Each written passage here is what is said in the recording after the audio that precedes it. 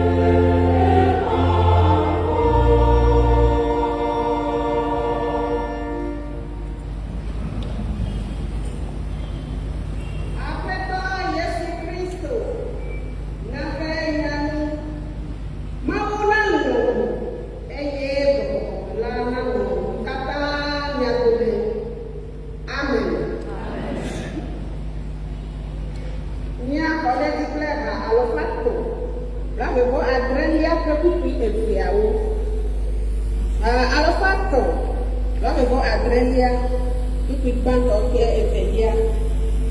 Ẹ̀mẹ̀nyà ọ̀lẹ̀ gbọ̀gbọ̀ ńlá níbẹ̀. Christopher tíráfọ̀ owó dẹ̀fẹ̀. Lóbi káàdẹ̀sì. Àmẹ́kayé màtọ̀. Àmẹ́kayé àgbẹ̀nà. Ha àlọ́fà ètò black gbọ̀gbọ̀ àgbẹ̀rẹ̀lẹ́à pípí ẹ̀fẹ̀yàwó.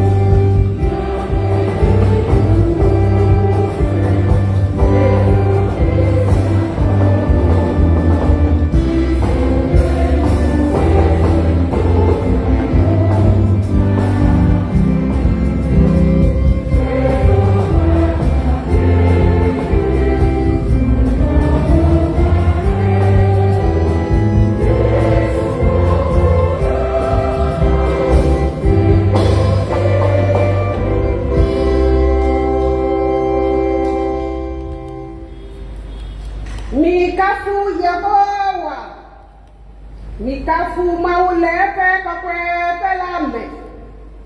Mikafu ilepe alilipo sese lame. Mikafu ilepe nukichuota. Mikafu ilepe ganyenye manyagro lamu. Mikafu iklepepe didi. Mikafu ikle kasangu bakle sanguo. Mikafu ikle asiwi. Bakle yedudu, mikafi kle, kasangu bakle je, mikafi kle gatokwe siwope beme kola, mikafi kle gatokwe siwo dina sesiela. Amen.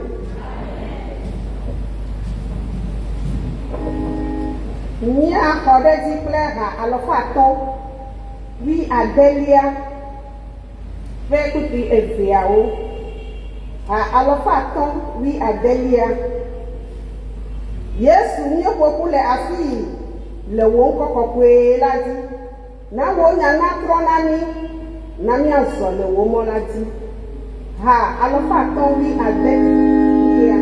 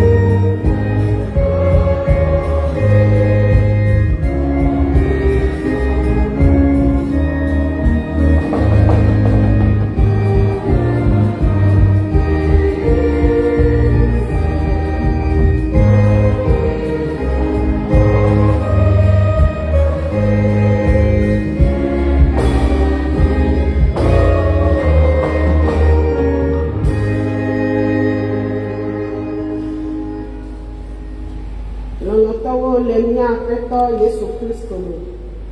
Mina ne miado gbe ɖa. Le gbedodoɖa vɔ megbe miaɖi ha alɔfa ne. Blanevɔ atɔ̃lia hatso aseye. Mide motowo ne miado gbe ɖa. Agbe ƒe Mawu lɔlɔ ƒe aƒetɔ. Nyi dakpe na wo le ŋdi sia bobobo. Ɖe wo ame lɔbɔ siwo ne tɔ na mi la ta. Ne kplɔ mi le ŋuti ɖeka sɔŋ ƒe mɔzɔzɔwo me. Aƒetɔ vɔ aɖeke mewɔ mi o. Gawu la ne gakplɔ mi le míaƒe zãbawo dzi ne dese na viviti. Eye kekeli dɔli vavã kekeli ƒe aƒetoe le nye. O Mawu ne lolo ne keke. Ne mi be miadzro wo nyawo me tito la. Ne le gɔme se ge akpɔ o. Eya ta mi wɔ nuwɔwɔwo katã mi tsɔ miaƒe dziwo wɔ ke le ŋdi ya. Ele gbɔgblɔ na be akpɛ. Elabena le yo dɔme na mi. Le kplɔ mi toto ƒe dzɔdzɔewo. Aɖeke mewɔ mi o. Akpɛ dze na wo ɖe wo lɔlɔ gã la ta. Azɔ mi de dzesi keŋ be ne wɔ nu nyuiwo na mi. Gake le mi amegbetɔ tɔdzidziwo gɔme la, dɔwɔlawo sɔŋ ko mi nyi. Ye gblẽ kɔ ɖo na se siwo katã le gbe na mi. Malɔ gbɔgbɔ, amenɔvi tsitsi gbɔgbɔ, ɖeke matɔ le me gbɔgbɔ. Aƒetɔ, mi viwo beni wo mi gado ɖe ŋkuwo le ŋdi ya. Ele koko ƒom na wo madzudzɔ. Madzudzɔe bena natsɔ miaƒe vodada siwo katã miewɔ ɖe wò Mawu ŋuti. Miewɔ ɖe miaƒe ŋuti le nyanya kple manyamanya me sia la atsɔ ake mi. Mawu le lolo, le lɔ bena yeawɔ siwo katã na mi. Eya ta ne edze bubu gbe la megaŋlɔ be mi o.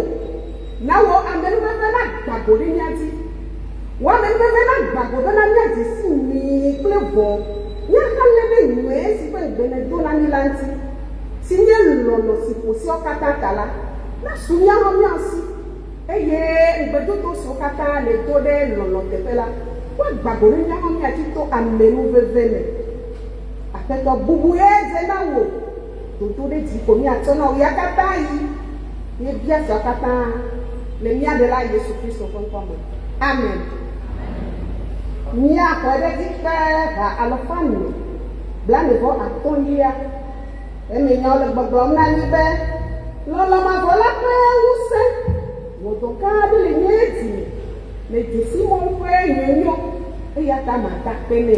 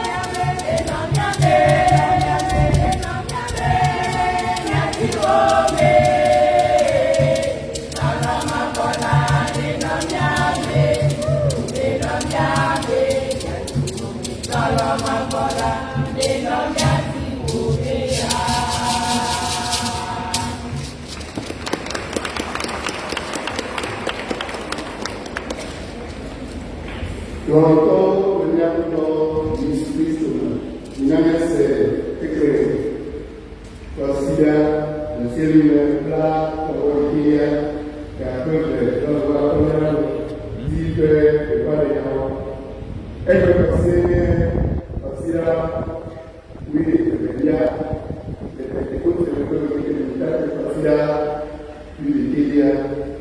Nyati che non ha detto qui avere apetola la bule e apre il quadro le lotta uha won le matre haudi aƒetɔ la lé avu le ya kple dukɔ dome le lɔlɔ ta wò hã wɔ nenema kple hawɔli. Amen. Nye to ya me ti kɔsida ƒe didi na ɖeɖemetɔ ɖe sia ɖe miatɔ kple ƒometɔwo le kpekpe kple vivi sia miaƒetɔ ƒe ɖela Yesu Kristo ƒe ŋkɔme. Nyitsɔ kɔsida si va yi ƒe kɔkɔ ɖefra ƒe alɔfa anyi kple asieke alɔfa de blaenebɔ atɔ. Ame yiwo ke va sɔleme ƒe ƒoƒo de ame alɔfa asieke la de bɔ asieke. Kɔsida me ƒe lolo wole ale dzora gbe enye Biblia ŋudodo na hamea katã. Míele mawunya katã hatutu menɔlawo, hadzihawo ƒe ŋgɔnɔlawo kple hafialawo kple hamemegãwo katã ƒe ŋuti. Nenema ke nye kuɖagbe ŋdipadza sisidɔ ƒe gbedodo la anɔ eye kuɖa fia ƒe nu yi ke srɔ̃ nye le fifia nye afi si tɔtɔke ƒe ŋusẽ de le akɔte dzipabɔ nye ɖakpe be nyitsɔa musical kple sɔne abɔbɔwɔ nɔ mía si.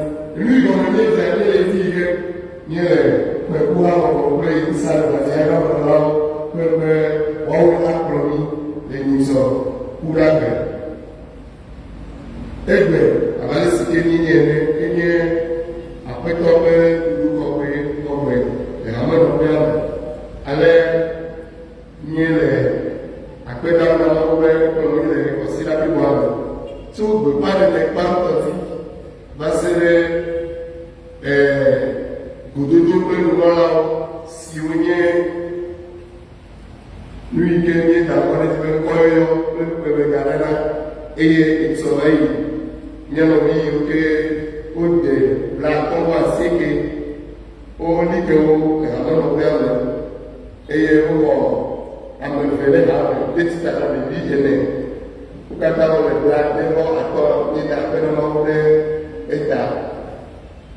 Ame yiwo nye kelilibɔlawo nye le woƒe nyitsɔ kɔsida gbe be ne subɔsubɔawo ma wetrɔ kpadzi wa atrɔ va eye miagado goglowo aɖe mawu nyakuku yiwo ke wotia me na wo nye le kuku ɖem na dzilawo be wa akpe ɖe mia ŋuti ke na esia wɔwɔ akpe. Ne subɔsubɔawo ŋu fi la nye ekula adzihawo ƒe simenɔla kple nuwɔla secrétaire et président de l'association Ekobale wa ado kple dɔlerasia míado ko le adziagawo ƒe nɔƒe akpe. Nenema ke nye ame yiwo nye ame sisi hatsotso menɔlawo wobia be woaɖo le subɔsubɔ ƒe nuwuwu. Nutɔsɔsɔe yi ke gbɔna anye leti me ƒe dada leti sia le ƒe akpedada anye nyitsɔ kɔsida yi ke gbɔna ema nye le dziƒowo katã be woadzra ɖo ɖe eŋuti. Kɔsida letia ƒe ŋkeke ɣi enelia le ɖuɖua nu la egbe anye ŋutsu kple nyɔnuwo ƒe akpedada le hamea me vɔ le ɖoɖo yiwo ŋkɔ mía dzi le kɔsida yiwo de megbe kple nuɖukɔgbe yi ke le ŋkeke adi ta míatsɔe da ɖe kɔsida letia ƒe ŋkeke ɣi enelia dzi nye le ŋkata miaƒe ɖe dzadzraɖoɖowo ŋuti. Nenema ke ame yiwo ke wodzi le leti enyilia me mie le miakpem fifi la be ne subɔsubɔa miena nuwɔa kama ame yiwo katã wodzi le leti nenya le woado va du musika alo wokplɔm kama mia ada akpe. Sɔ hatsotso menɔlawo le miaƒe kuku me nukunu kukua me wokuku ɖe kpali me nɔnɔ la kple woƒe gbedoxɔ ƒe nuwu egbe. Ekeli adzihamnɔlawo wa ayi teƒe ma ke kpali me le letia ŋkeke nelia se ɖe adrelia dzi.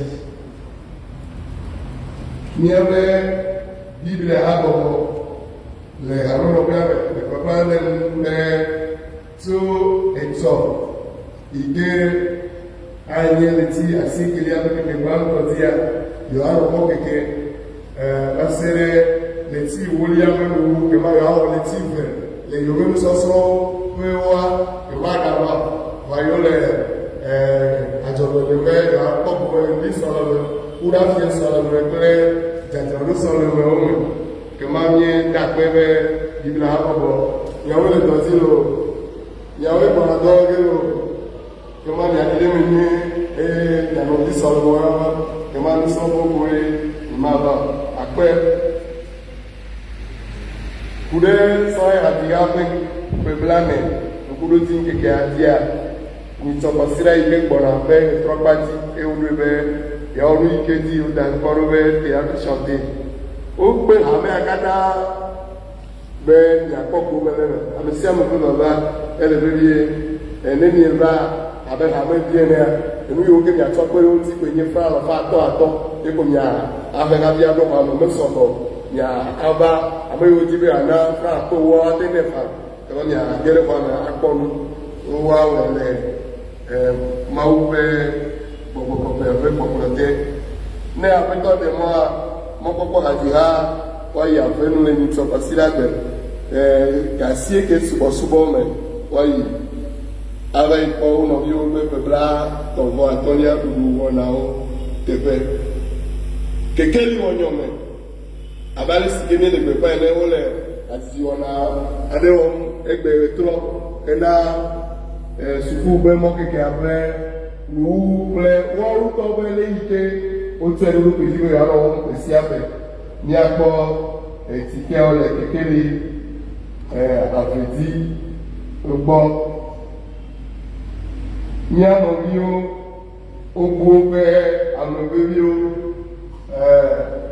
bá ní pẹ́ àmọ̀gbé sí ké ní dàdá àgbòyì àfi ẹlẹ́fọ̀sẹ̀ fúnmẹ̀ ẹ̀tọ́ amẹ́gàlẹ̀ ẹ̀tọ́ agbẹ́nyẹ́ àgbòyì mẹ́sàn kò fi yẹ́gbẹ́ ìdìkọ̀ náà ábámẹ́lẹ̀ pẹ̀lẹ̀ àdẹ́ta lẹ̀ kọ̀síra ìmọ̀nyíra fira kple menira be nenema ke nye le hamenɔƒea me nye ɖegbeƒã va yi be míanɔvi si to la be dada eti ayawo vi esina megali o míanɔ ya enye teƒe ɖeka nɔlawo dometɔ ɖeka be yiwo ke nye yina be dena kplɔŋu na enua na ameawo mele habɔbɔ ɖeke me wa edena fu be wobe ŋudɔƒea ni me ga de ne fia be ni nti la ɖeka hadihawo o jana gbagba vɔ ame yiwo ke mele hadiha ɖeke me wa nye le yɔyɔ wɔm na mi be ŋdɔƒe li le hamenɔƒea me li ŋtsɔfi la gbe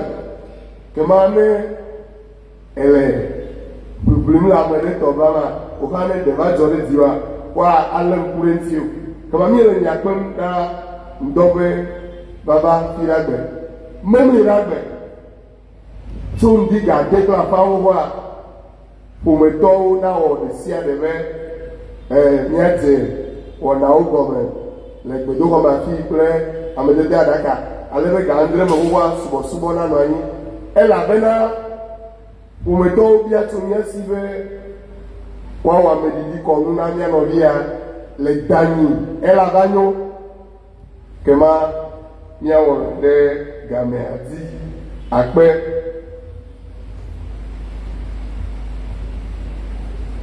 nenema ke nye amanyo ƒomea yi ke nye dada amanyo ele Biblia ha gbɔgbɔ me eyi ke nye yɔna be blek renɔ yeƒe dɔƒe meganyo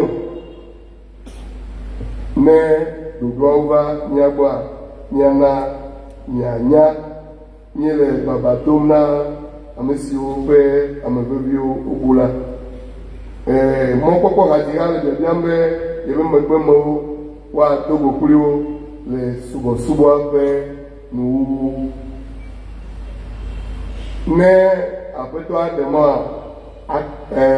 tiatia wɔnawo ava me le míaƒe nutome ƒoƒoa me nyitsɔ ku ɖe agbe mekrezi wole nutomewo katã kpem be woaƒe amedɔdɔwo miaba nutome ƒoƒu takpekpe tɔxɛ hena dɔ tɔxɛ yawo wɔwɔ. Nenema ke nye ɖevi sɔleme wole woƒe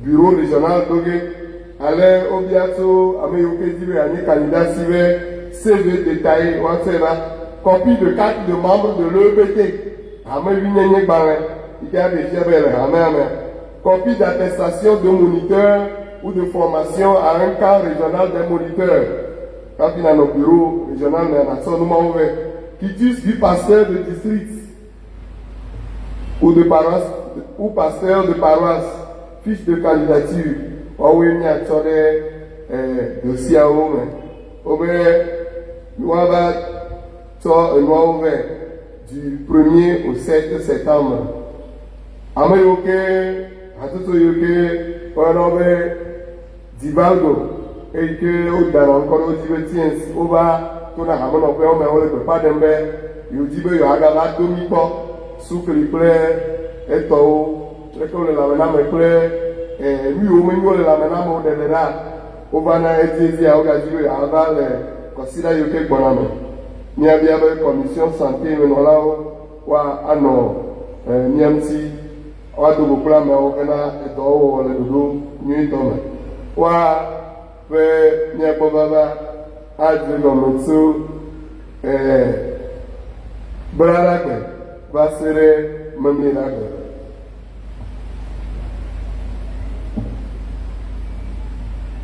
Miaƒe livre d'or abe ale si ke nye le gbeƒã ɖem xoxoxoe ɖe be nye le dzadzram ɖo hena gbedoxɔdɔ dzi ale dɔla eve si ke wova miagbɔ ame ɖeka le dɔme ƒe nu yiwo ke wotsɔ ɖona ŋkume na wo mea etsɔ fra akpe blaeve-vɔ-atɔ̃ be abe ɖekakpui enea yedi be hã ebe ŋkɔ ɖe nɔ livre d'or la me kema eŋlɔ ebe ŋkɔ eye wòde dzesi mianɔvi ɖeka hã eyi ke ele du bubu me togo na Togo dukɔa me ebe le akpe dam na Mawu be Mawu na be ele kplɔm le ebe dɔwɔlawo me eta eto ebe dzilawo dzi ye wòtsɔ fra akpe 200,000 be miaŋlɔ ebe ŋkɔ ɖe agbalẽa me yadɔ ni dom se ya abia Mawu ne nɔ wo yram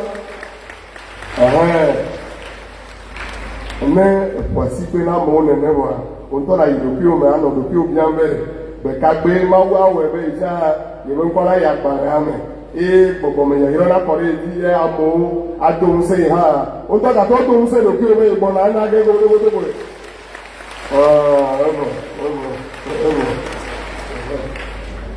enyo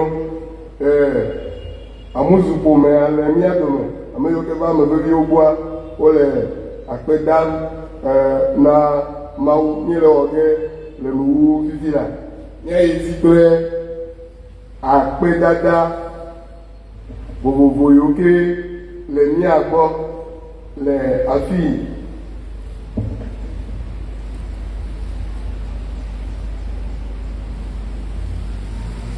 Mawu akpe le woame nuveve kple wò dɔmenyuiwo ta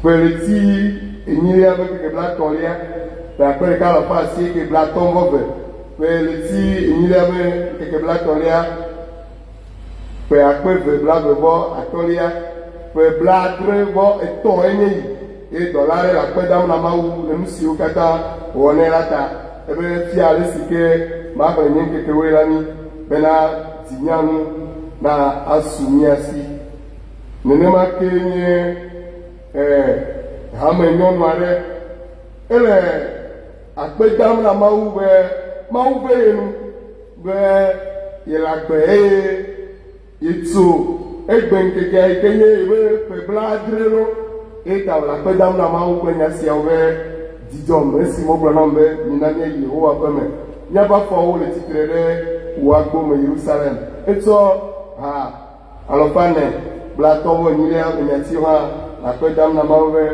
nu ka matsɔ akafue Yehowa ŋusẽtɔ fra akpe 100,000 francs eye dɔla nyɔnu ya tsɔ le akpe dam na Mawu nye da akpe na nyɔnuwo be ega yi ke wosɔ wo nana wotsɔ va dana akpe wɔna ekonomi hã le me akpe na mi ewɔ miƒo asikpe na wo le miƒo asikpe na nyɔnuwo miƒo asikpe na ŋutsuwo hã akpe be mi le agbagba dzem ŋutɔ akpe na Mawu le ale si woɖem tso dɔléle kple edɔwɔna me yewoa nye nye kekeli kple nye xɔna me amekae mavɔ Salomo blavevɔ adrelia ƒe kpukpui gbãtɔ fra akpewo wotsɔ le akpe dam akpedada le evi ɣeɣe ɖe go megbe fra akpe atɔ̃ ewolia fra akpe blaene-vɔ-ɖekɛ alɔfa ɖeka ewolia fra akpe blavevɔ-enyi ƒome aɖe le akpe dam na Mawu ƒomea nye amenyenuƒome be yewole akpe dam na Mawu ŋusẽkatãtɔ be tso gbe ke mi se aƒetɔ amenyenu kɔdzovi gbenɔa be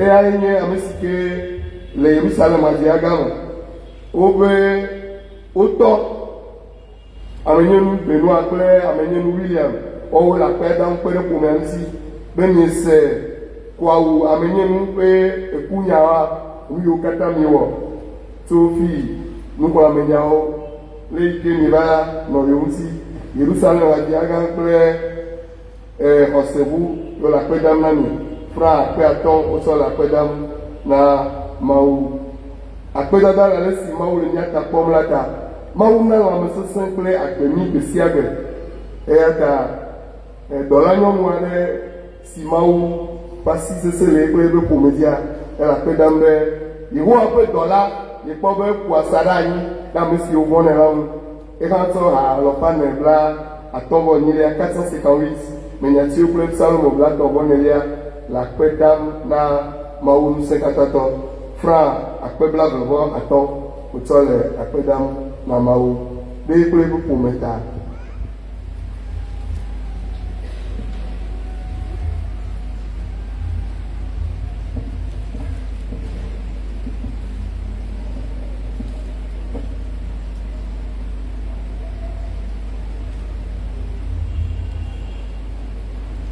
Akpedam siwo le kplɔa dzi akpedada le nu siwo ke Mawu le wɔm nam la ta fra akpewo ewolia fra akpe tɔ̃ ewolia fra akpe 100 kple adre 150 107,150 akpedada ale si ke Mawu na be míekpɔ dziɖuɖu le pepese kple sopede dodokpɔ me ta fra akpe 5 ewolia fra akpe 5 ewolia bubu eyi ke le ekplɔa dzi fra akpe 50 fra akpe 30 vɔ enyi 38,000 francs ewolia fra akpe 2 ewolia fra akpe 3 fra akpe 1 hã le kplɔa dzi. Merci à l'Éternel d'avoir exaucé mes prières. À présent, je te confie mes futurs projets car je sais qu'avec toi, je ferai des exploits. Kema mianovia la kpedam na Mawu eye wogatsɔ eƒe nu yiwo katã le ŋgɔnɛa le eƒe asime dem fra akpe 5 wotsɔ le akpedam na Mawu ewolia fra akpe 4,700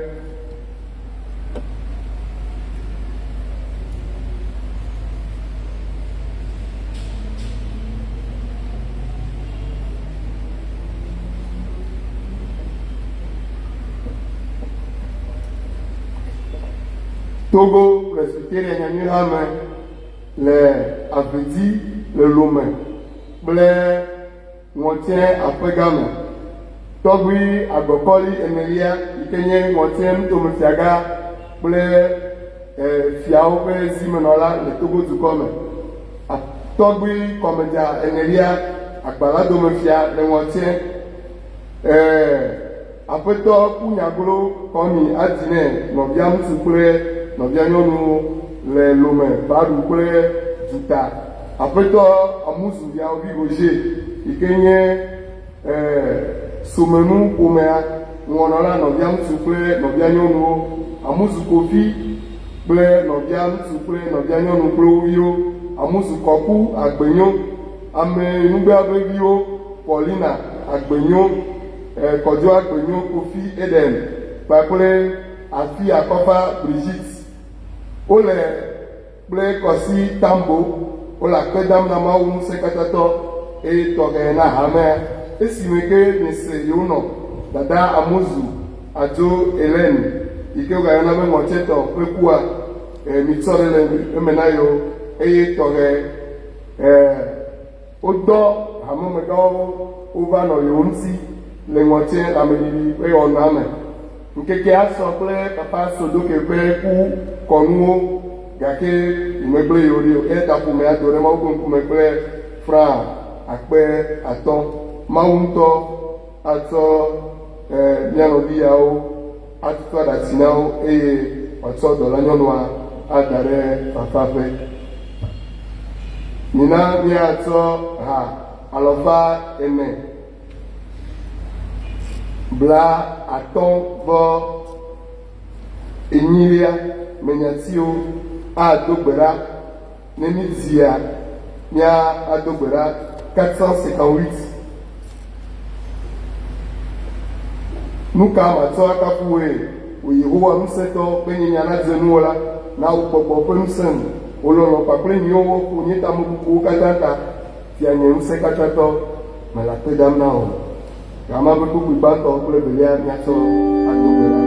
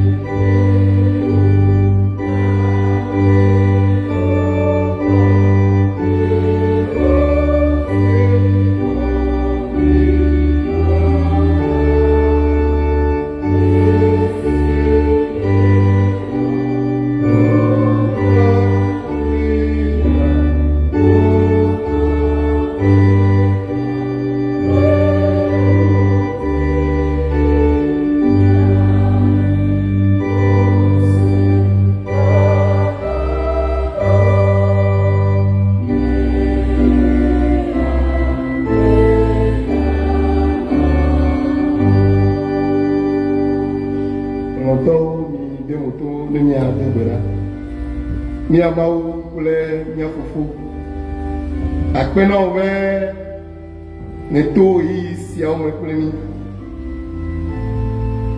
Eɖeɖokuiwo fia wo dɔla aɖewo tɔxe. Eyɔ wò dɔla nyɔnu do le xexe sia me. Eviawo kple woƒe ƒometɔwo le akpe dam na wo. Etrɔ agbenɔƒe to ɖiƒo na ame aɖewo. Wokɔ ƒe blaadre vɔ tɔ. Edza wɔme nubebe ɖe mía dzi. miwɔ ɖeka kple wo dɔlawo le akpe dam na wo be Mawu xɔ míaƒe akpedada. Ne mi mlɔ anyi kaka fɔa, eɖina le míaƒe lãme be wòe nye míatɔ eye wòko míasubɔ. Ɖeko míyina go no bia wo be efɔ hã agblɔ be efɔ. Vɔ le miateƒe be awoe fɔ na mi le agbagbeawo dome. Elabena melɔa mate fɔ mi le agbagbeawo dome. Ɖe míabɔbɔ mía ɖokui hafi.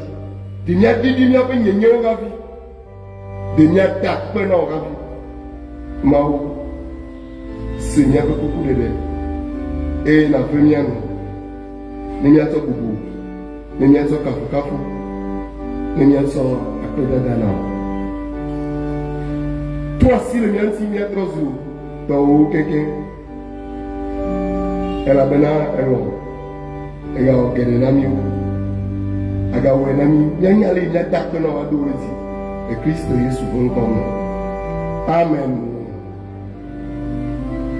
Mía nɔvi aɖewo wotsɔ wosise le gbeƒã ɖe wotɔ papa Hodi ƒe ku ame yi nye nufiala nɔ míaƒe kpɔme le fi kpɔ va yi.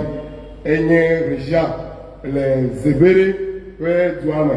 Kema eviawo va na mía dome eya ta mía aɖe gbeƒã ekunya ya. Ekukɔnuawo ava me le Zebere le avenudoa me le kɔsiria me fia kple memlera. Kema mí le baba dom na ame yiwo katã ƒe ame veviwo kua. Aƒetɔ ŋutɔ nafa akɔ na mi le via Yesu Kristo ƒe ŋkɔ me. Amen. Vivi la anyi le hadihawo yɔ ge. Biblia habɔbɔ kple hadiaga hadiha ɖewo nɔ eyome. Vɔa wosi gbe be mɔkpɔkpɔ mele program o. Vɔa amexɔsebewo va, ne wova tutututu koa míakpɔ ɖa be ame yiwo ke mete ŋlɔna be ava tsɔtsi aga ɖe wo me oa, ne womele programma woli hã. Jocelyn Fiatuwo eva tɔdia. Eva mevɔ. Nyemose nyɔnu. Mevɔ. Akos gakpetɔ eva tɔdia. Eya va. Nyemose o. Ame ɖewo le wo me, ne wole programma wo me, mekpɔna wo va tɔdia. Mɔntsɔ Esther eva.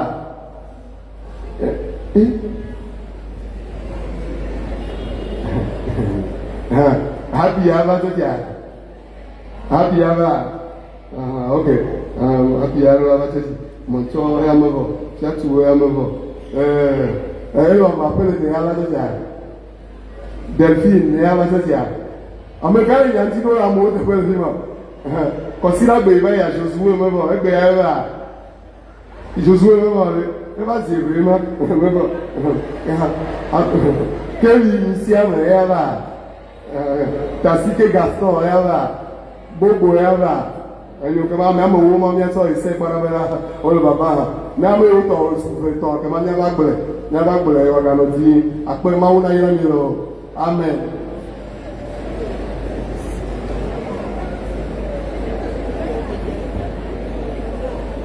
Nya ye di kple hadihawo.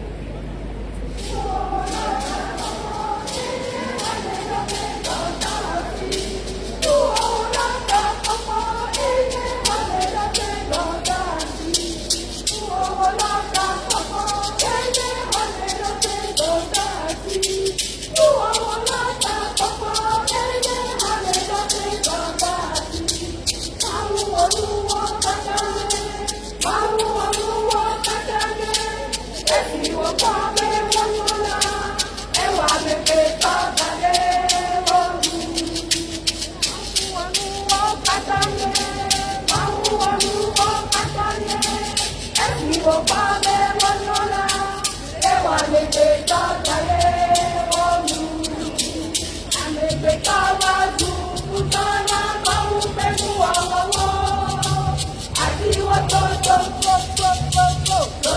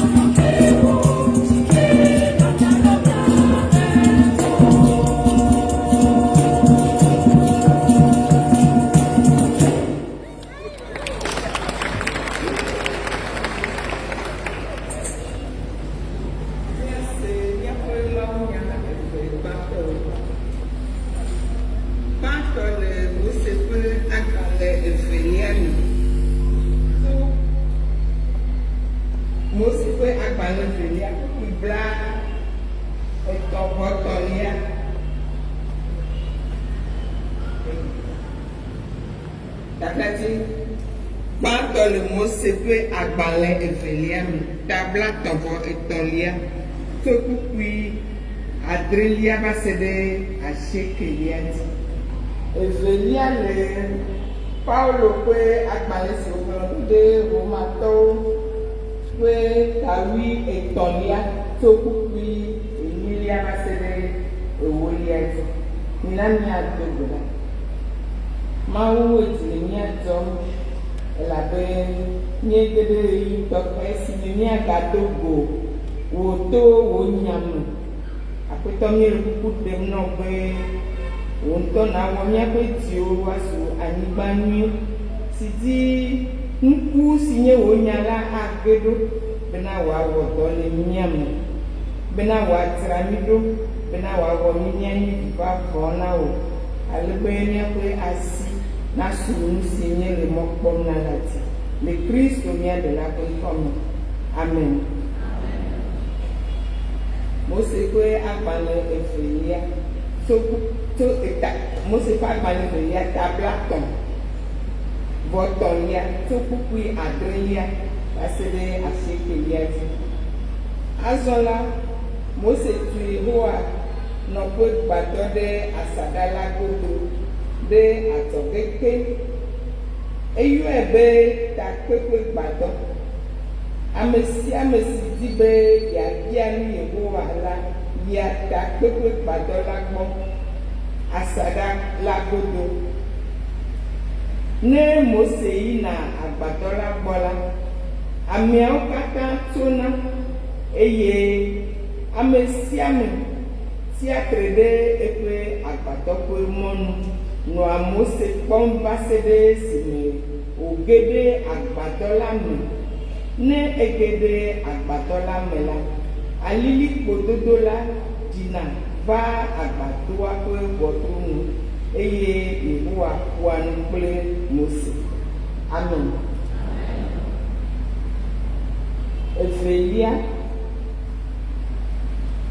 Evelia le Romatɔ ƒe agbalẽ. Evelia le Paulo ƒe agbalẽ si wòŋlɔ ɖo ɖe Romatɔ ƒe tawui etɔ̃lia tso kpukpui enyilia va se ɖe ewolia dzi. Migana ame aɖeke ƒe nunanye fe ati mia ŋu o. Lɔlɔ̃dza ko nanye fe si anɔ mia dome. Ame si lɔ̃a ehavi la, ewɔ se blibo la katã dzi. Se siwo Mawu de be megawɔ ahasi o, megawu ame o, megafifi o, megabiam ɖe awu ƒe nu o kple bubuawo katã la ƒe takonye nye se sia be lɔ̃hawovi abe ale si le lɔ̃ wo ŋutɔ ɖokuiwo ene. Ame si lɔ̃ ehavi la, eyae wɔ esiawo katã dzi. Amen.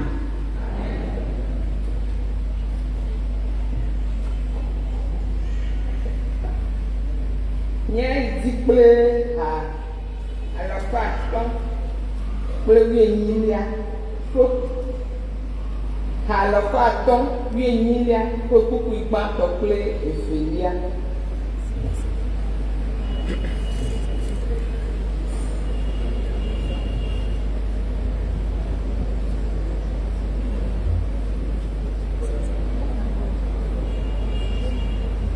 Ha alafa atɔ̃ wuienyilia ƒe kpukpui eve gbãtɔwo.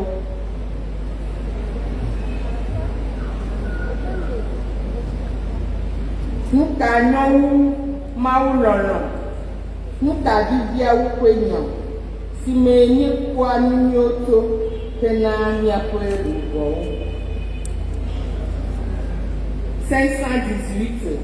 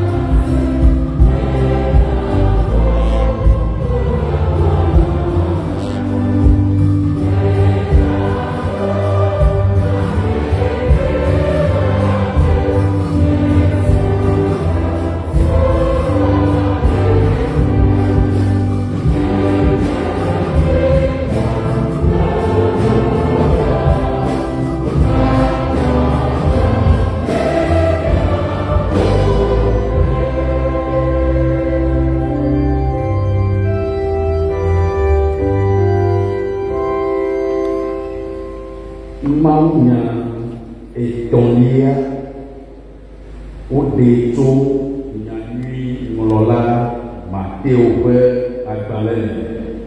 Mateo ƒe agbalẽ ta 8 tso kpukpui 15 va se ɖe bla 2 dzi.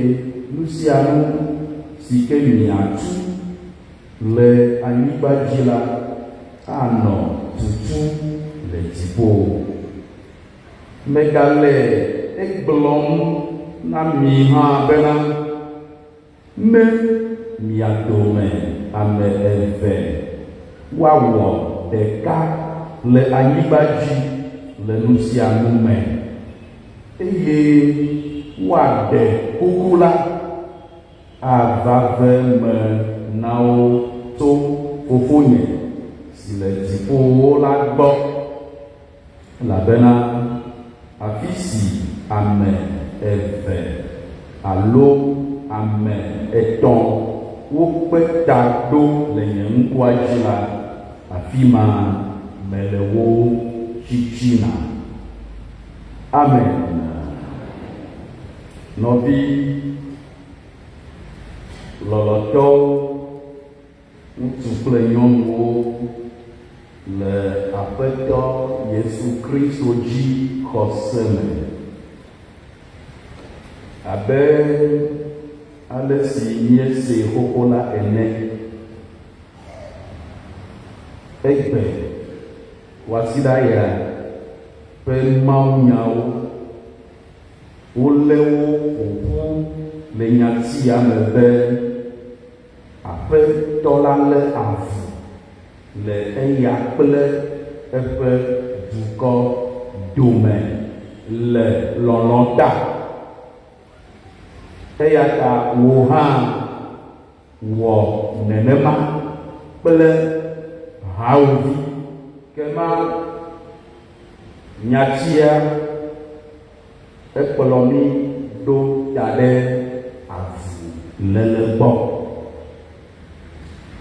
Ɖeka ɣie wòahiã be woalé avu alo woawɔ avuléle alo woawɔ avulédɔ. Woawɔ avuléle nenye be eva eme be ekadedewo wotso, nenye be ekadedewo meganyo le ame eve alo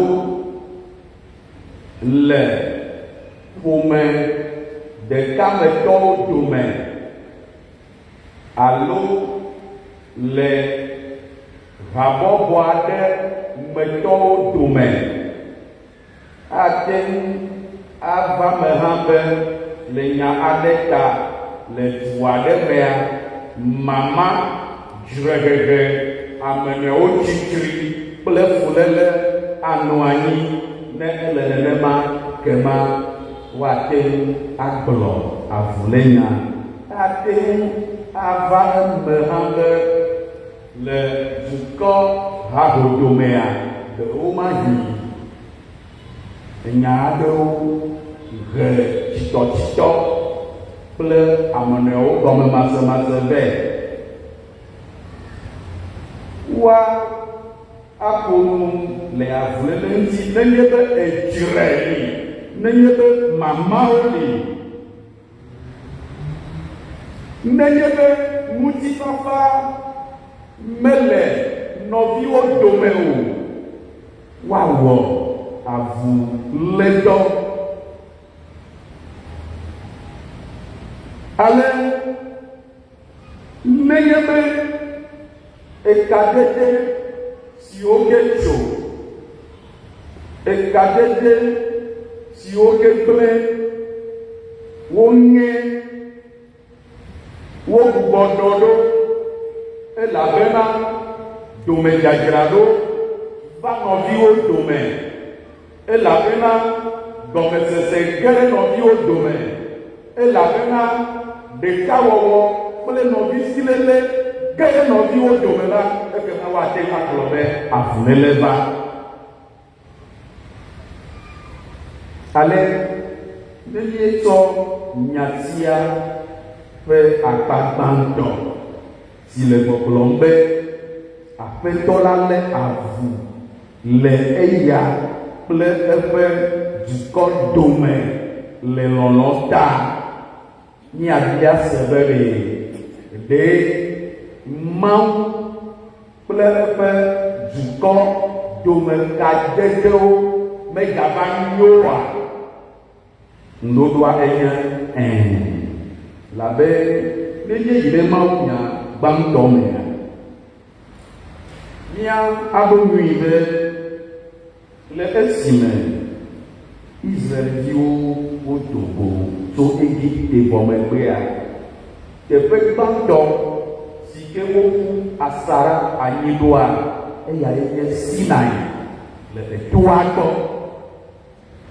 Fi mae Yehowa Mawu de eɖokui fia dukɔa le, eye wòbla nu kple Israelviwo hafi ɖe nubabla ya nava emea.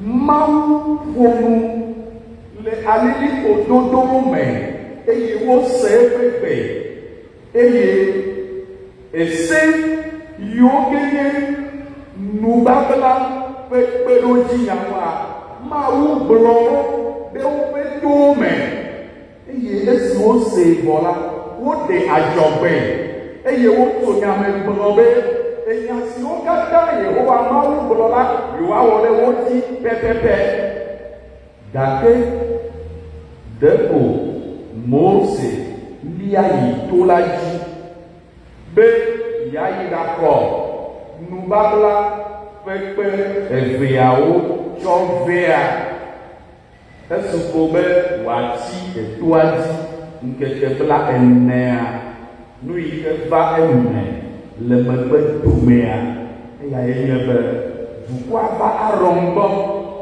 gblɔ nɛ be Mose ŋutsu ma eye megale gbɔgbɔa yi menya nu ka dzɔ ɖe edzi o eya kple eƒe Mawu ƒe nyae nye nya ma bon míawo ya míedzi be nawɔ Mawu bubu na mí ne míanɔ subɔsubɔm Aron gblɔ na wo be nyɔnuwo ne ɖe togɛ yiwo le woƒe towo me trɔ va ale Aron tsɔ togɛ mawo tsɔ wɔ sika nyivi legba eye dukɔa de asi esubɔsubɔ me esia le fiafiam be Israel de asi le eƒe Mawu ŋuti eye wòlã eɖokui ɖa to eƒe Mawu gbɔ esia le fiafiam be dukɔa ede Mawu ɖa le eɖokui dome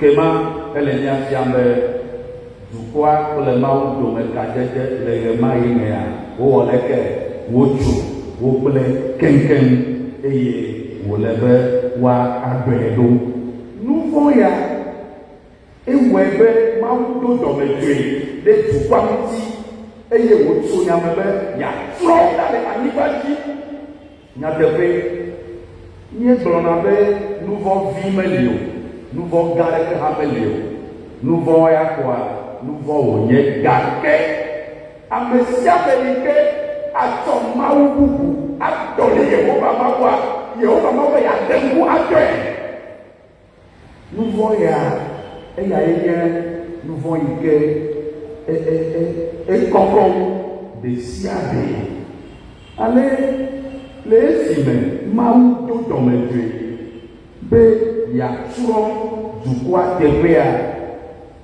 Mose abe kplɔla enea ede asi koko ƒoƒome na Mawu ɖe dukɔa ƒe nu vɔ̃ ta eye wòde kuku na Mawu be yese vɔa gblɔ na wo be nyemanɔ wo dome ayi kpli wo Mose be yegbe kuku ok enyo hafi ne madagblɔ nya ɖea le trɔ yi ɖe dukɔa gbɔ na gblɔ na wo be atsyɔɖonu yawo sikanu yawo ke woɖe tsɔ na Aron ye wòwɔ sika nyivi legba na wo le kaba wone ɖe wo katã la le wo dome eya megbea agbadɔ yi mee nye kple wo míedona go lea na ɖe agbadɔa la do le dukɔa dome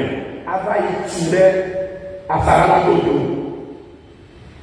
eye Mose wɔe nenema esia le nya fiam be eye wònye be Yehowa Mawu kɔkɔetɔe wònye ta menɔa nunyɔnu dome o menɔa teƒe yi ke enu vɔ̃ le o eya ta wògblɔ be mele kɔkɔe eya ta miawo hã mianye ame kɔkɔewo nam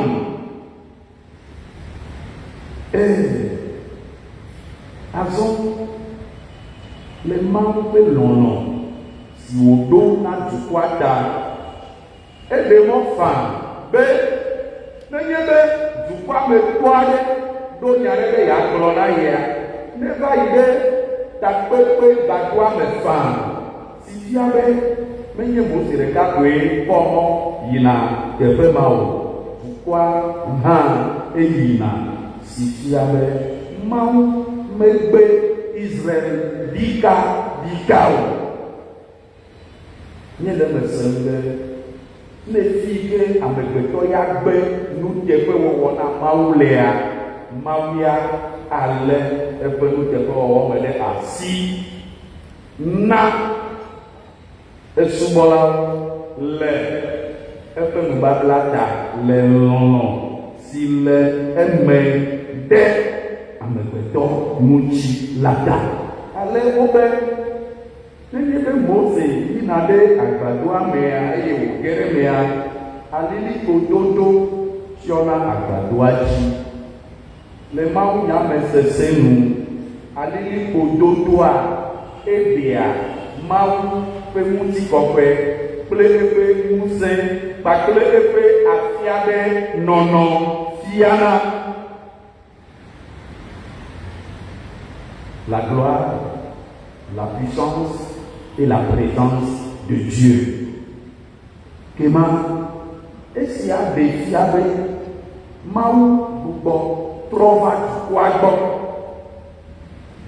Mawu lé avu eɖokui eye wòlé avu le eya kpakple dukɔ la dome.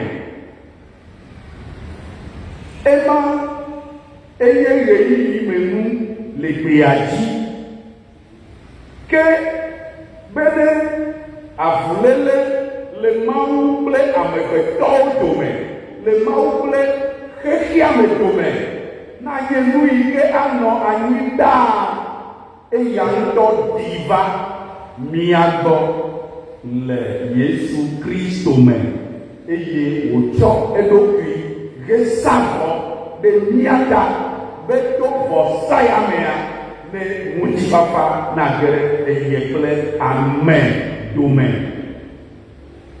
To Yesu Kristo ƒe avulédɔ sia mea, mi ame yiwo xɔ Kristo dzi sia, míawo hã wotsɔ avulédɔa de mía si. Nous avons reçu le ministère de la réconciliation. Nenye be míegle Korinthotɔwo evelia ta atɔ̃lia ƒe kpukpui enyilia. Kema abe Kristo tɔwo enea, míase me be míexɔ avulédɔ. Míaƒe sinode nyati aɖe gblɔ be mina míanye Kristo ƒe amedɔdɔwo hena dɔyɔyɔ kple avuléle. Eyae kplɔ mi va avuléle le nɔvi kple nɔvi dome ƒe enya gbɔ. Lɔlɔ̃tɔwo, hafi ne woagblɔ be avuléle eva eme le nyateƒe nyamea, eɖo la to lɔlɔ̃ kple tsɔtsɔke me. Ale le mawunya evelia mea, apostolo Paulo le nu ƒom na mi ku ɖe havi lɔlɔ̃ ŋuti be nenye be lɔlɔ̃ le mía domea, ke ma míewɔ ese blibo la katã dzi. Abe Kristotɔwo enea, nenye be míanyi nane ƒe fe le mía nɔewo ŋutia, ke ma lɔlɔ̃ ƒe fe eya koe wòanye. Si gɔme nye be abe ale si Mawu lɔ̃ mi enea, ele be míawo hã míalɔ̃ mía haviwo nenema. Abe ale si míelɔ̃ mía ɖokuiwo enea, ele be míalɔ̃ mía haviwo hã nenema. Eye lɔlɔ̃a katã ƒe taƒonya eya nye be nu sia nu si ke miedzina be amewo nawɔ na mi la, miawo hã miwɔe na wo nenema ke. Kema nenye be nane medzua dzi na wo, malɔ̃ be ame keme nawɔe ɖe ye ŋuti o la, wò hã megawɔe ɖe hawòvi ŋuti o.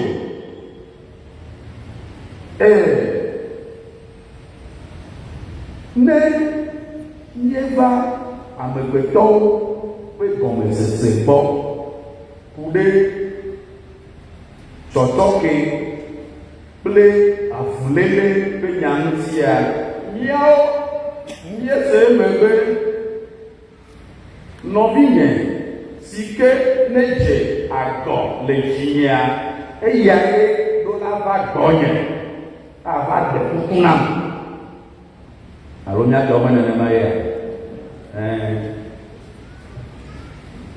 meva gbɔnye o meva ɖe kuku nam o dala enyama egbe kple toa nyematsɔe ake o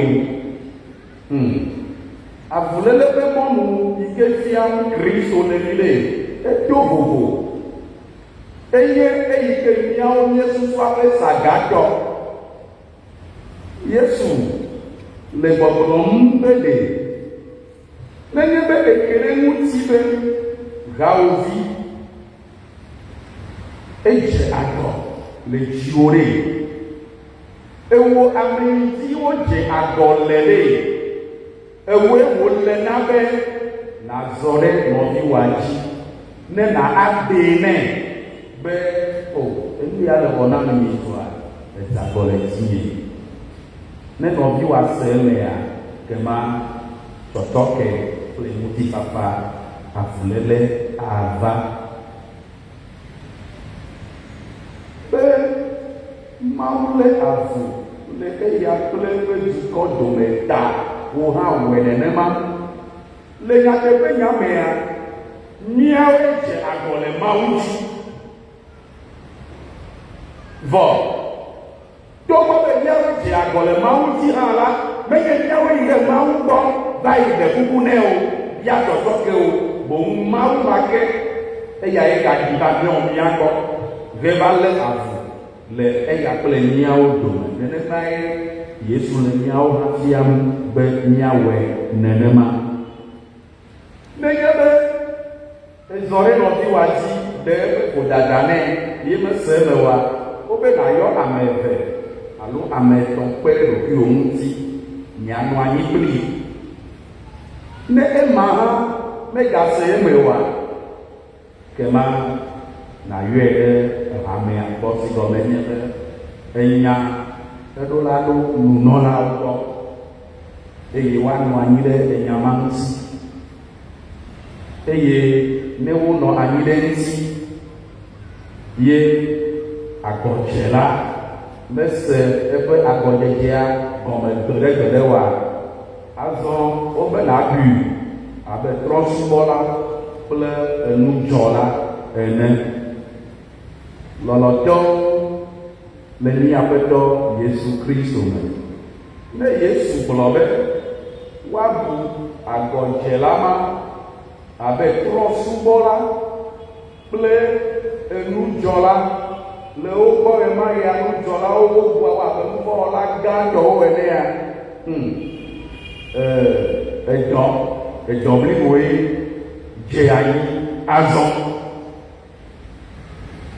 Mawu be nuvɔwɔla ƒe ƒume vivia ye kema menye gɔme nye be wɔame ŋutiwo dzagoa lea natri amea o nagbɔ ale fui ɖe dzitɔwo ao fifi dɔkɔ ŋkume na woe nye yi eyae nye be nayi klo dzi anɔ gbe dom ɖa ɖe eta be netrɔ dzime fiye edoa sese le nye yi ɣe aɖewo ya Yesu ƒe nyawoa ne nye le wo sema ewɔ abe quelque chose ne va pas à son niveau ene voa nenemae wòle lɔlɔtɔwo le aƒetɔ la me Yesu be nu ɖeka yi ke woatsɔ ade dzesi le mía ŋuti be míenye yeyomedzelawo míenye yeƒe nusrɔ̃lawoa eyae nye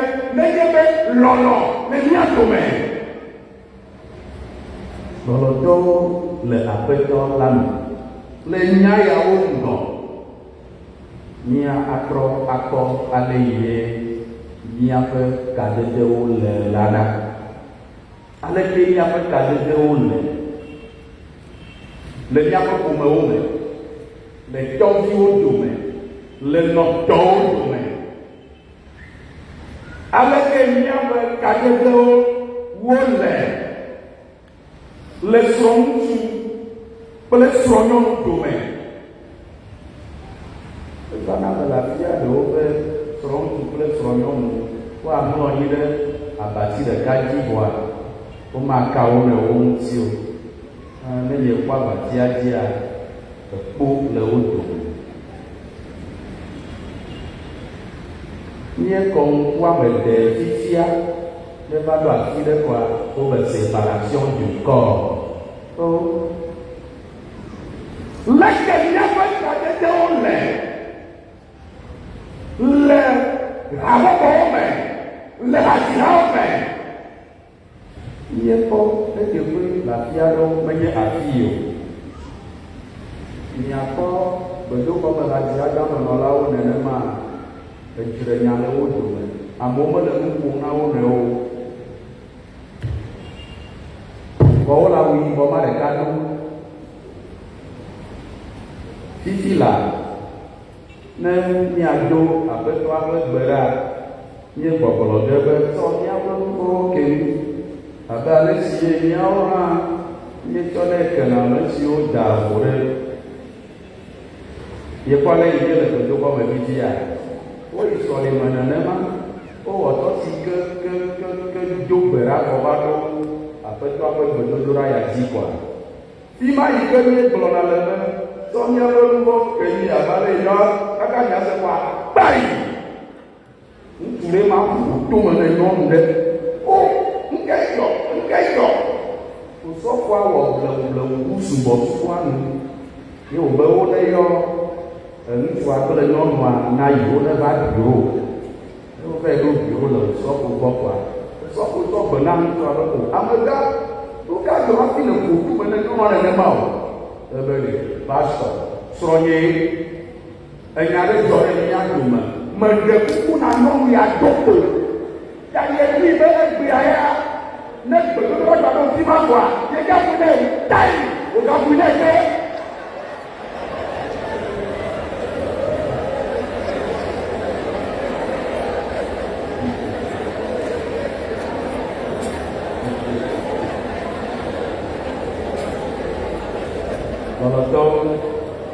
Enyaka ye na ye nya nenema gbegbe ye nyimatɔ ake mia le wo. Eɖe nam gbɔ eya ye nye be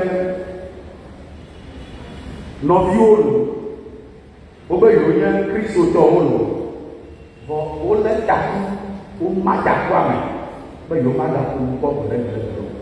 Ye be dzidzi o le ame ɖeka ku. Ye ame kuku le agbamde. Ya yo va le ame kuku kple ame gbagbe dome tiram ɖo. O kristotɔwo nye nya alo tɔdzidelawo ko nye. Fifi la ye gagbɔna ɖe aƒetɔa ƒe kplɔ ŋuti.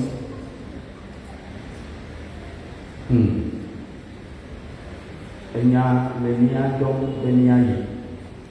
Nya le ŋku ɖe míaƒe kaɖeɖewo le ƒomeawo me, habɔbɔawo me, afi sia afi. Ne míawɔ afuele kple nyanuwo. Ne menye nenema oa, míegbɔna tomexɔƒe, xɔxɔƒe ne ƒe nyanu to Kristo ƒe ŋkɔ me. Amen.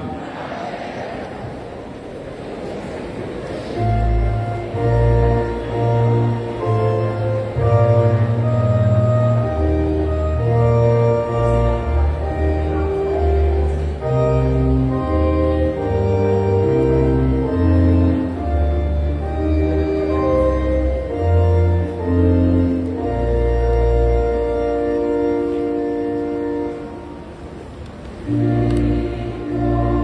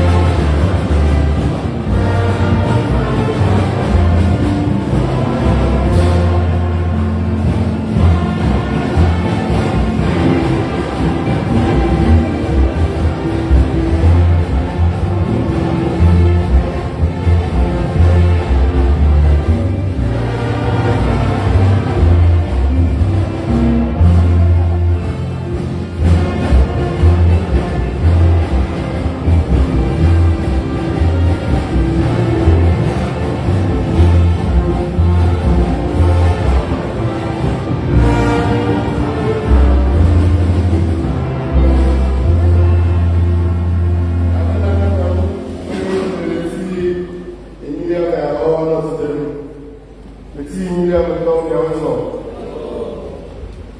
Le Seigneur, il voit moi, divers, et à son amiral, elle peut trouver par les banques de ta, il y a beaucoup de acteurs et avec un peu de Nyawa mutsunarobi wasu kokomo.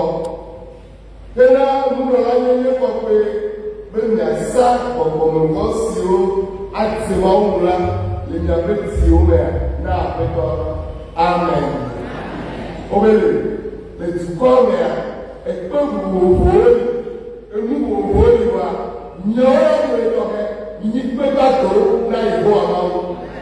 Ne amelea le monde a mal de moi, il a dit il y a une autorité de mon on a dit il y a pas de il y a l'autre temps dans la suite avec Romo et puis mon mais on est là à se balader de là la force gare a dit la bande et il y a mais peut pas après moi il a assimilé là et quand on veut il y a peut pas une différence pas une différence mais il faut aussi se dire il y a une peut pas il y avait tout pour Gata, il y avait comme pour Gata, le rendre Amen. Il y a pour venir à tout le monde. Il y a un c'est Gata, et si on peut l'enlever, le petit milliard, nous on te tient le ciel. Fois 8e an, et qui va y pas d'accord, on y a nous à la ligne pour nous. Si on va faire nos noms, activement, même pour pouvoir activer le ciel, voilà mon coup non ouais à comment il si kata mo wa toi on se la prise de mino na na mo tout pour la tienne wewe apo na kore mo baba la tiwe o ma sa ko so la ga eto wani amsiru anyo mo fiala do ke li va fato lo pa ko ko kata ga na be do na mo wa fa ko nyu ga na wa ko ni ga ala su na da la ba yi ke anyo wa na se no ko ko il y a des gens qui ont été là. Il y a des gens qui ont été là. Amen. Nous croyons à Dieu, nous croyons.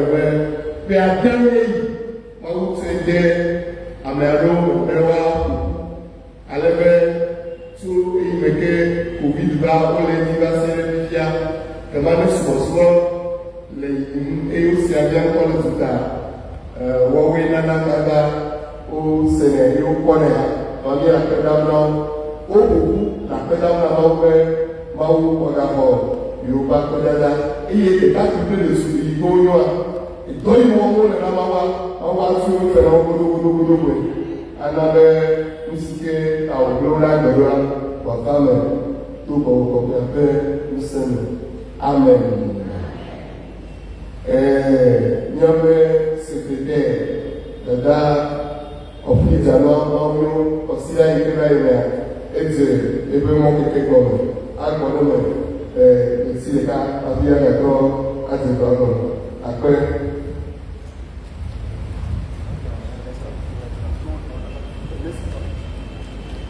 Lẹ́tọ̀ bí yẹ àwọn lẹ́tọ̀ sí yọ ọ̀dà nàpẹ́. Ẹ̀wọ́ là dùbọ̀ wẹ́ amagẹ́rẹ́ ṣùgbọ́n àwọn ọmọdé ti kó yé jọ́yìn náà bàbá le pressé. Sọ́kọ́ bí ọ̀dọ̀ pẹ́ ìtàkọ́sí lápẹ̀ ẹ̀ńsẹ̀ náà mọ̀ lọ́wọ́ wà lúwẹ̀ ń tọ́ntọ́ lẹ́wẹ̀ mi va mi àpọ̀ demi-tari maka ya demi le vie personne n'est rien personne et mi yoga on le nya ko yoga na ha 2500 tu ni ha dala ati lui a été 16 maintenant 1300 de cas ni 500 maka yeye au 3000 China hadala maka yeye maka 3000 le premier étudiant 2000 kwa China hadala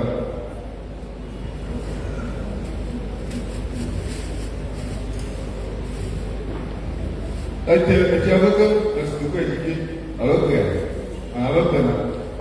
500 des cas me le pressé. 2000 dollars.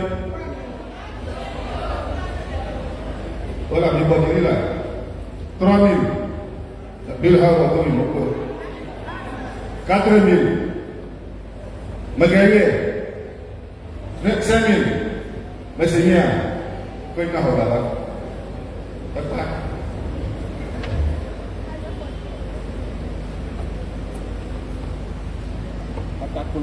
Ni yang betul ni yang so, mana ada apa kala berkum.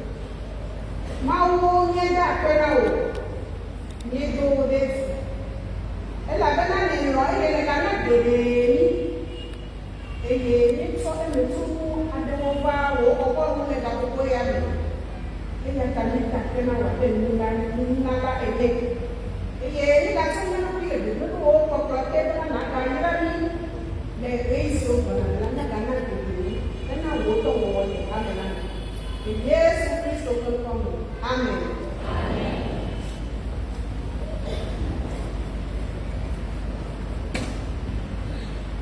Ya ayizikure harafa le cadre à Congo à Delia 156. Harafa le cadre à Congo à Delia le tout près que Menzi au Claïsou pour le cadre de nombre de Fotographia le Yesu pour Bouta pour Bibato pour le Delia Menzi.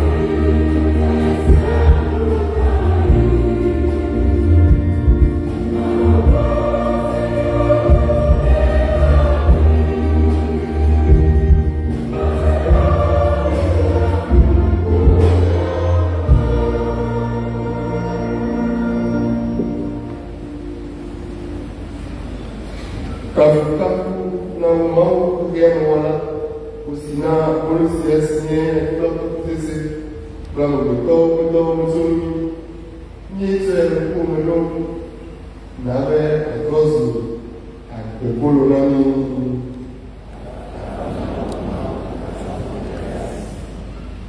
kafukafu na umau kugiana usina watesia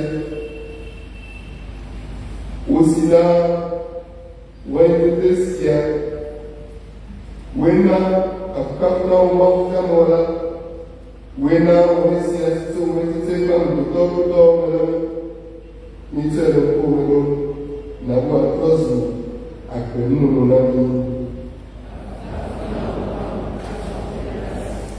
abalesi mitwa wetitekele waweneka lutwa kukele wabulu wekaenela nomake lutwa mia wegelisia wekaene pasema Kristo pe ntilano yadda na miwe ni wanda kakule neno no Kristo na balance ni adda no sia pia neno de lupo ko pleno na ko apeto lo ngo la ko abala no so ani ba ba no ka de ngo fia betala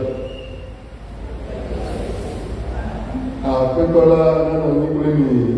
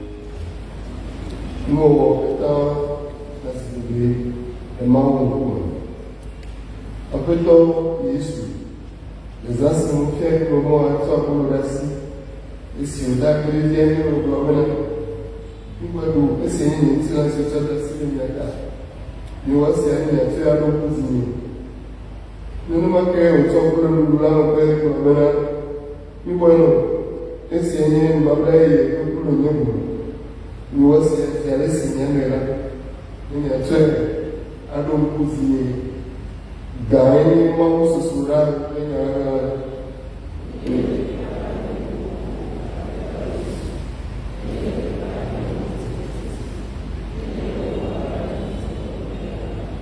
Esiata apelo nielo miele dola dombits nielo pudum dombits agora no nielo não é só detalhe no preparo solução o problema nielo quando cicle foi de ciclo a fisione pelo la ganhe dola ele dona la matata nielo come che trova in sicuro l'empuro di un processo na abbiamo matata quello che dola meglio Africa isso Africa was the symbol nielo come che processo community in dola meglio nielo si ha quello buona algo sinalità delle comodità Cristo osserva la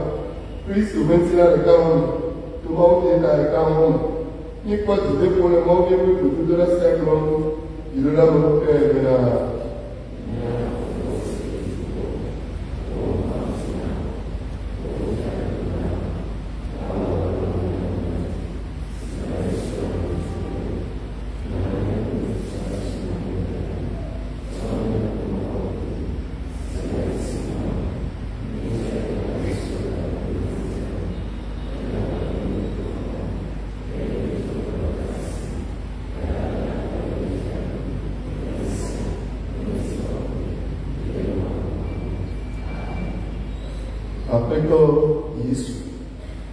O plano apóstolo era o que vai fazer na vida.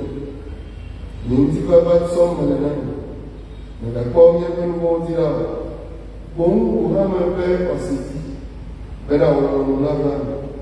Não que vai fazer de e pelo tal quero ver de quem le te pola com tudo de meio. Amen. Mau pentiva para na implementar. Inano, bebe, se va a decir, a ver, no, ahora se llama, no, Cristo, ven, se va para na implementar.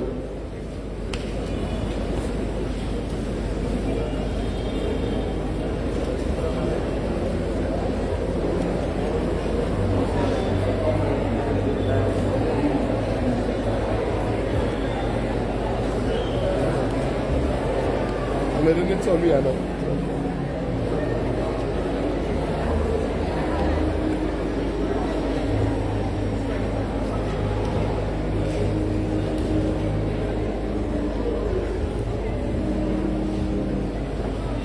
Abolo si nyɔnyi le nyɔnu kɔkɔ le nyɔnu Yesu Kristo ƒe ŋuti la, tutɔta si le mía ta.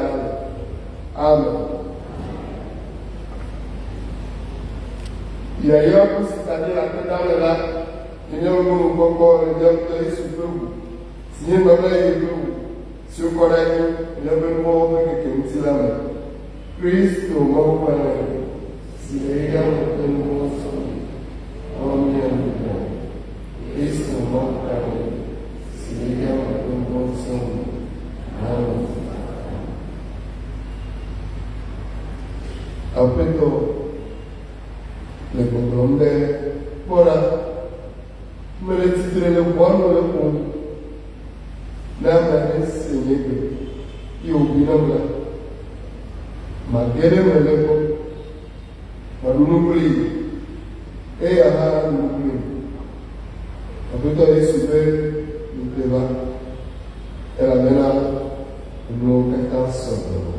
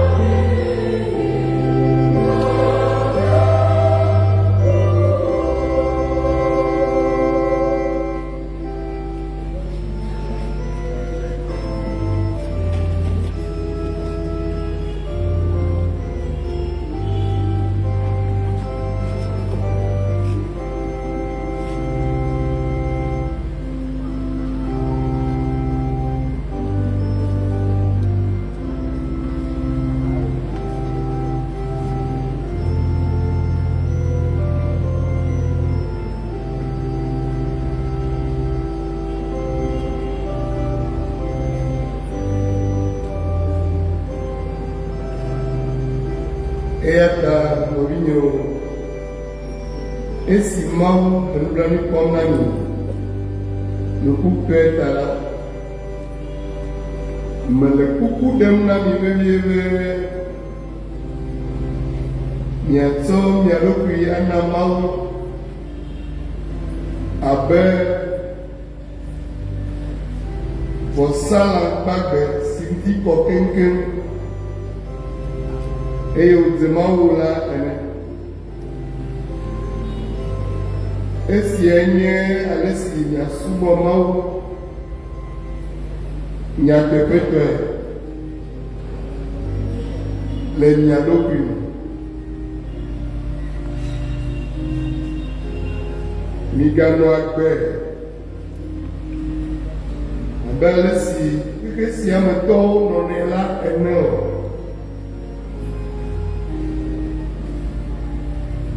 Ke boŋ mina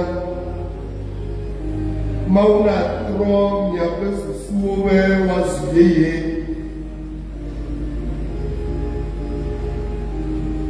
Ale be miaƒe nɔnɔme natrɔ keŋkeŋ.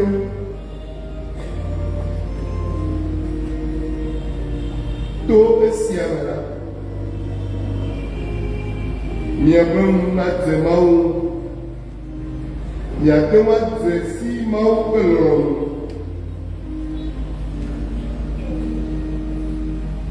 Kple nu si nyo. Eye wòdze eŋu ƒe de blibo la.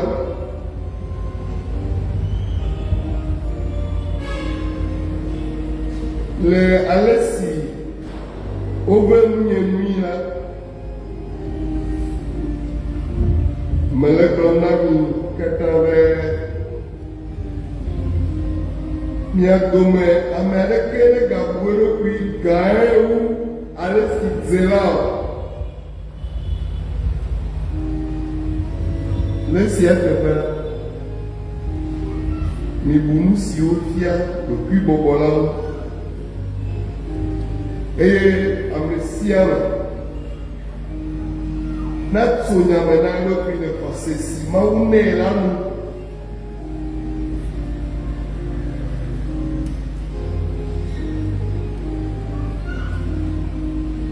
Ŋutinuwo sɔgbɔ le míaƒe ameti siawo evɔ la wo katã mewɔ adɔ ɖeka ma ke le eŋu o.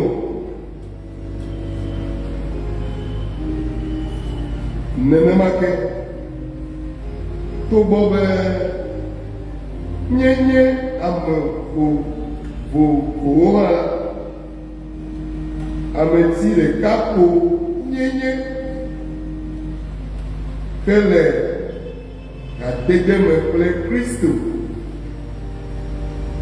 eye mía dome ame sia ame le abe ŋutinu aɖe ene le ameti ɖeka ma ke ŋu. Nunana vovo siwo Mawu ƒe míanu na mí la to vovo eya ta mina míawɔ wo ŋu dɔ ne Mawu na ame aɖe ŋutete nu be míade gbeƒã yeƒe gbedeasia. Mina míade gbeƒã le xɔse si le mía si la nu.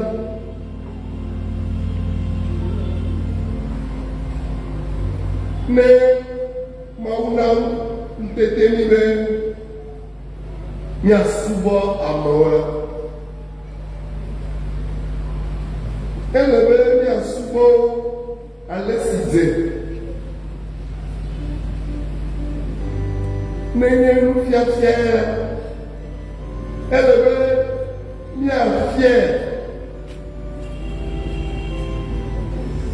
nenye dzidede ƒona mee la ele be míawɔ ya hã ame si naa nu ame la ne kɔ dɔme ne faa ame si le amenu la ne wɔ eƒe wɔƒe kple vevie dodo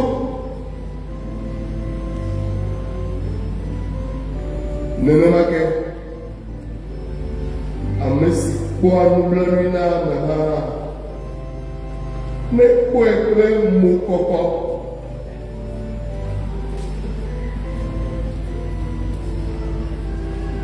milɔ nyanewo nyateƒetɔe mitri nu vɔ eye milé nu si nyo la me ɖe asi.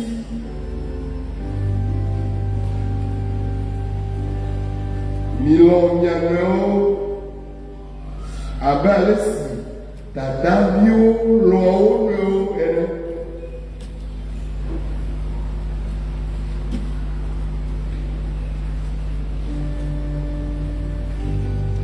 Ame sia ame nedi be yeatsɔ bubu na ye nɔvi gbã.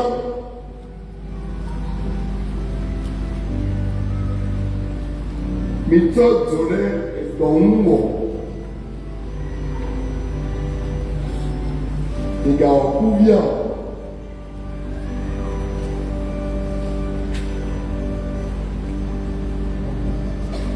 Misubɔ Aƒetɔ la kple dzo le miaƒe dzime.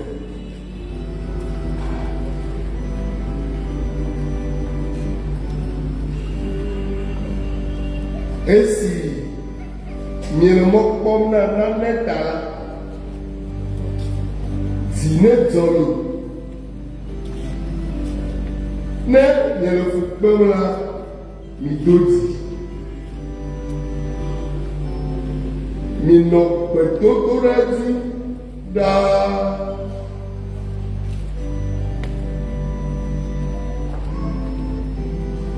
Mi kpe ɖe ametɔ siwo ehiã tu la ŋu eye mi lé fɔ ɖe amedzro xɔxɔ ŋu.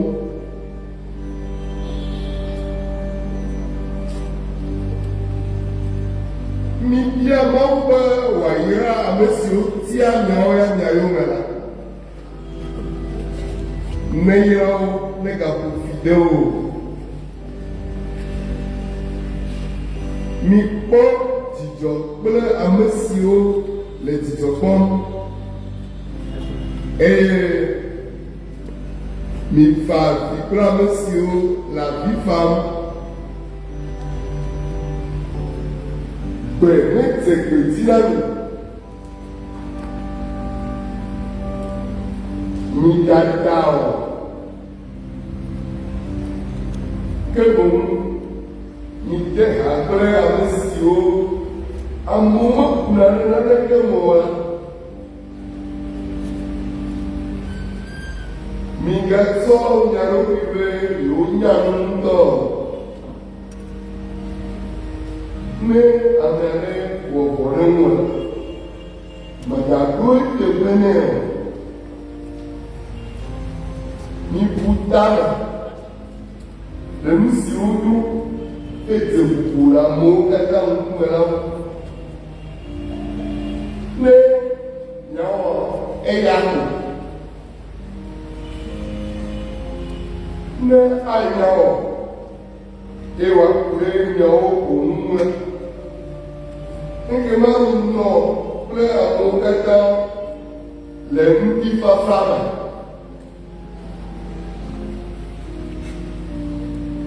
Nɔvinyewo,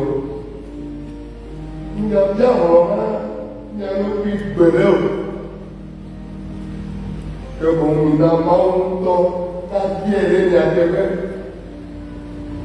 Elabe woŋlɔ ɖe mawunya me be Aƒetɔ la gblɔ be nye abia hlɔ̃, nye le teƒe ɖo ge le esia ta. Le esia teƒe la, mawunya gblɔ be eya ta ne dɔ le wo futɔwo ŋu la, na wui. Ne tsikɔ le wu la, nati woanɔ.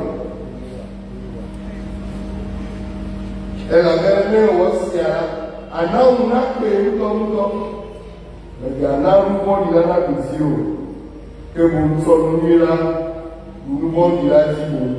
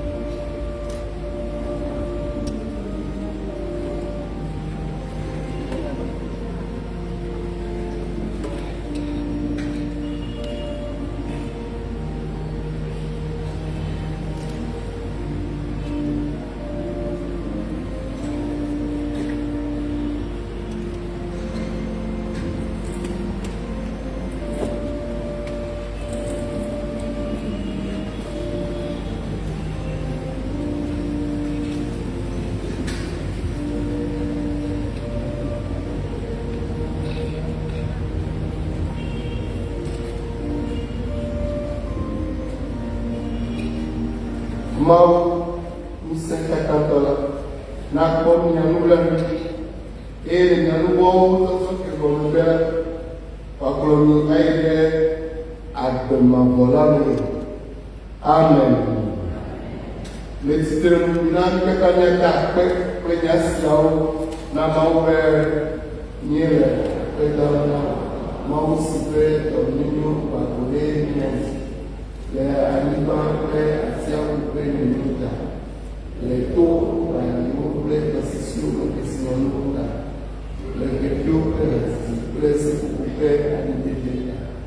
Míele dom ɖe zi me nana asisiawo ta. Míele ku ɖem na wo be abe míanɔ be míaɖe gbe na wo hena míaƒe dzidzimeviwo na míanɔ atsitre ɖe edzi le nuwɔwɔ ŋuti dzidzɔkpɔkpɔ me. Míeɖɔ fiaɖuƒe la me la gbɔwo le mɔ na mí be gbe ɖeka mí katã míama kɔkɔ ƒe domenyinyi kple míanɔ le kekeli to míaƒe Tɔ Yesu Kristo si le agbe eye wòle ŋuti ɖom ɖe ɖeka wɔwɔ me kple gbɔgbɔ Mawu ɖeka wɔwɔ so Amen.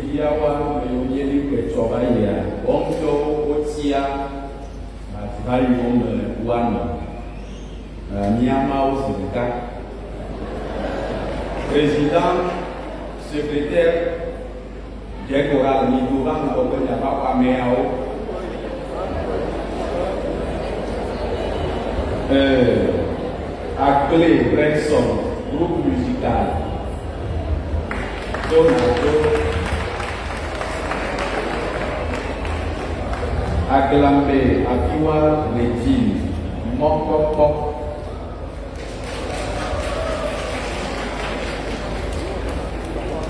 Ajagla Esi Lorraine Soke Abobo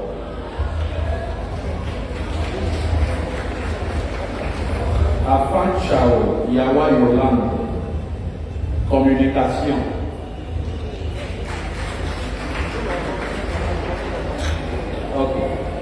Agressif comme Amiel, fanfare.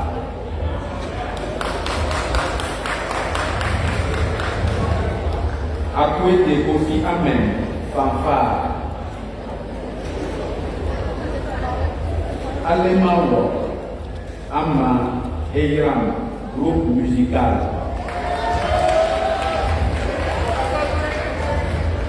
Améadan, Daniel, Eva, tu n'avais pas choisi ton mot. Amedoji, Yawa, Gedidia, Pekura Bobo.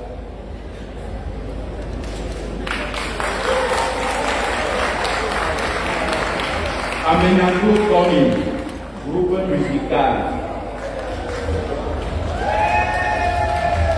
Amenuna Yawa Mokoko. Amu Abdallah Sore Abobo. Amusu Abrabi Senam Sore Abobo. Amefor Aku Eveline Mokoko. Amekosi Eden Pekura Bobo.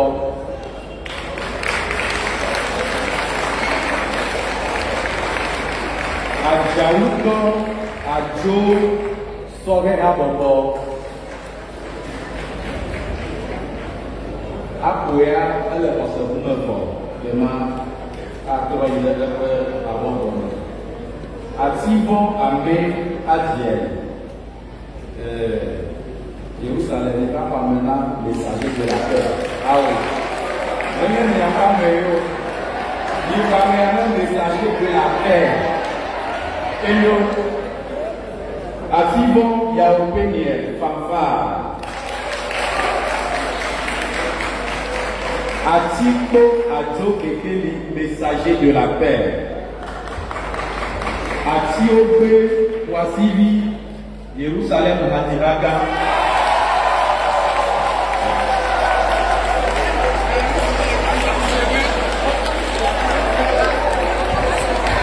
Afutu Abra Yerek, Soke Habobo. Aweson Abla, groupe musical. Badako Mayena, groupe musical. Elle est déjà là-bas. Belei Pauline, fanfare. Debe Amavi Geneviève, groupe musical.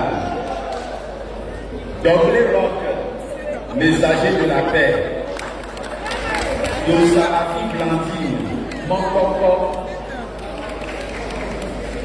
Doche Kofi Nukuno, groupe musical. Ebidi Yawa Fidel, Mokoko. Ekulu Yawa Jessica, Mokoko. Esiaku Akou Claire, Madiraga.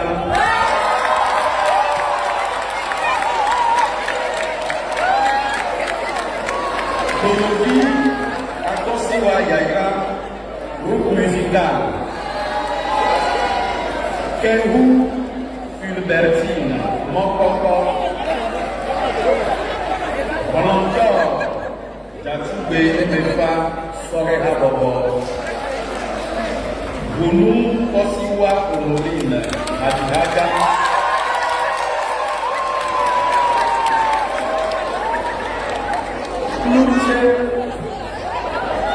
Maveira, Julio, groupe musical.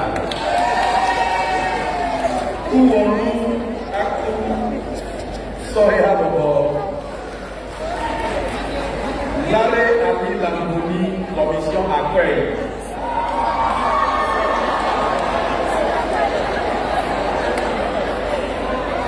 Longo, David, groupe musical.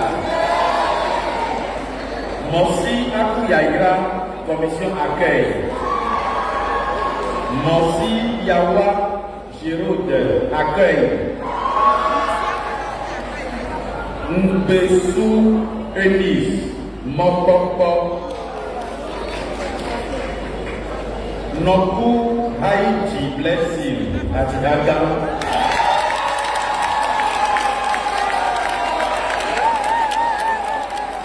Savi Kɔdu Vincent mɔkpɔkpɔ, Sumago Joël Fanfare, C3B Victoire Accueil, Damakoué Juliette Mokoko, Tobenou Amélie Sabine Soirée à Bobo, Tonou Kofi Pita Soirée à Bobo,